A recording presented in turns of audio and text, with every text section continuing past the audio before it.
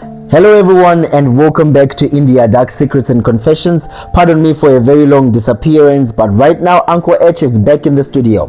The story for today goes as follows. I'm not going straight into the story because I don't want to waste much of your time. I have a lot of stories to give. So the story for today goes as follows.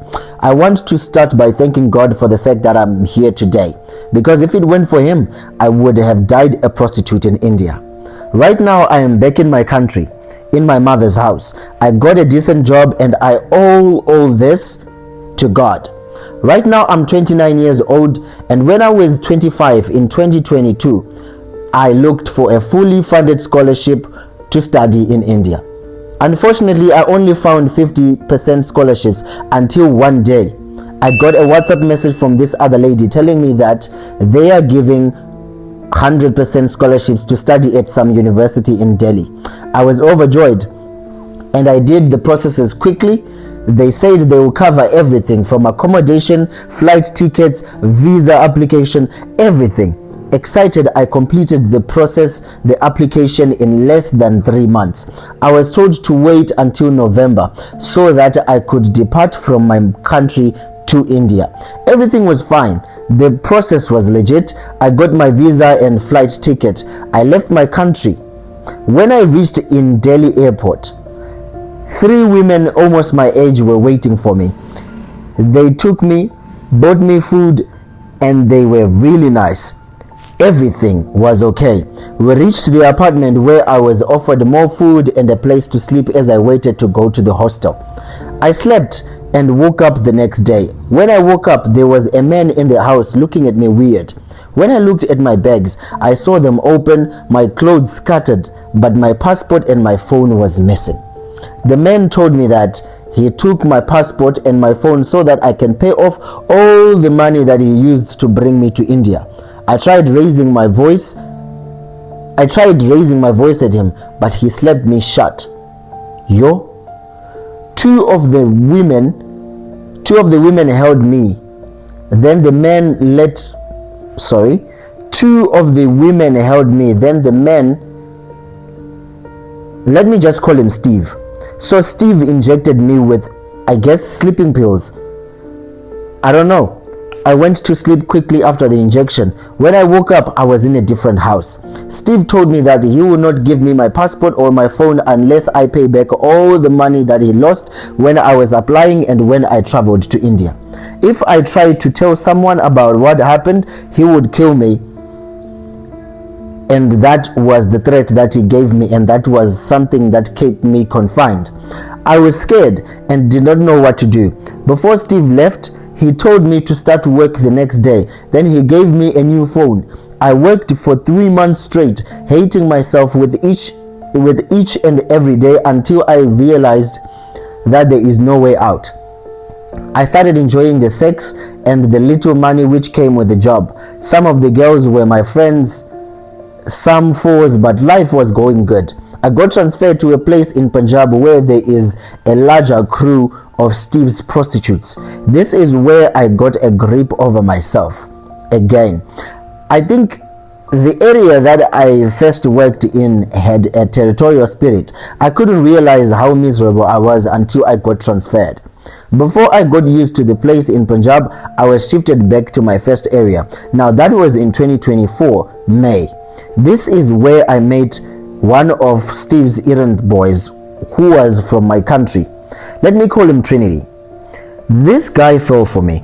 He always treated me better than the other girls. He allowed me to visit his house. He made love to me and was not disgusted by me after the sex.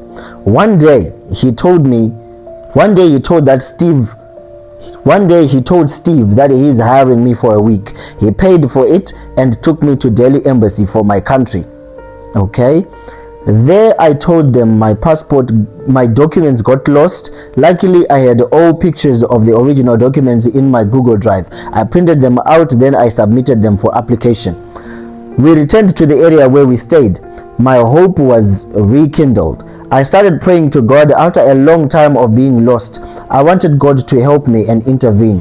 Trinity's sister, who was back in our country, applied for me a new passport. 2 months passed.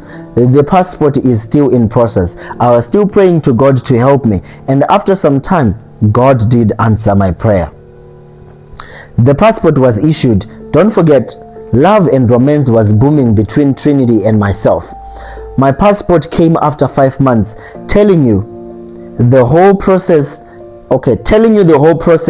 and the back and forth that I had to and from the embassy is a waste of time. I am sure you have a lot of stories to read, but I got out. Thanks be to God.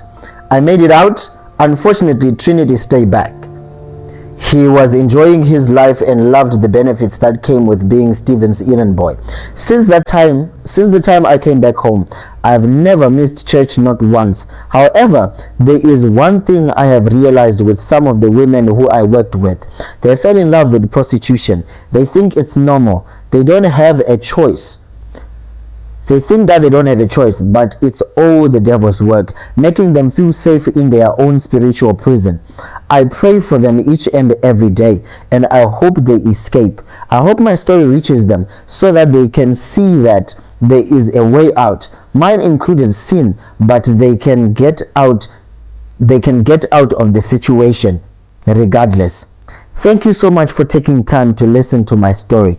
God bless you. I pray that your channel gets more and more views with each and every story that you tell. Whew! Honestly, when I said India Dark Secrets and Confessions, I wasn't ready for something like this. I tried to talk to this lady so that maybe we can get more information from her, but after I had a conversation with her online, her account just went shut and it was no longer working. I would send messages, she wouldn't reply. So I don't know, maybe she deactivated the account or something. But my God, this is the dark secrets and confessions that I was not ready for. Because imagine, from 2022, 2024, I'm sure that she left maybe in 2020, maybe in 2025 or something. Dear Lord, oh Heavenly Father, help us. You know, this makes me realize that you don't have to judge people for what they do without knowing their story. Not all the sins are supposed to be judged. Now, this lady didn't want to be a prostitute for the rest of her life, but she was forced to be. She didn't even want to be a prostitute in the first place, but life happened and she had to do it. In as much as this is a powerful story that is talking about a way out, it is also teaching me not to judge people based on their reaction to things, based on their actions, the things that they do, because you never know what battles they are fighting. I'm sure a lot of people, when they saw this lady, they're like, so disgusting, a prostitute. Doesn't she have something better to do? This is crazy. This is crazy. Recently, there's been a person who was murdered because of a girl. I just saw the story on the internet, and I was like, wow, this is happening in India, and to African students, foreign students who are in India. It's scary, really scary.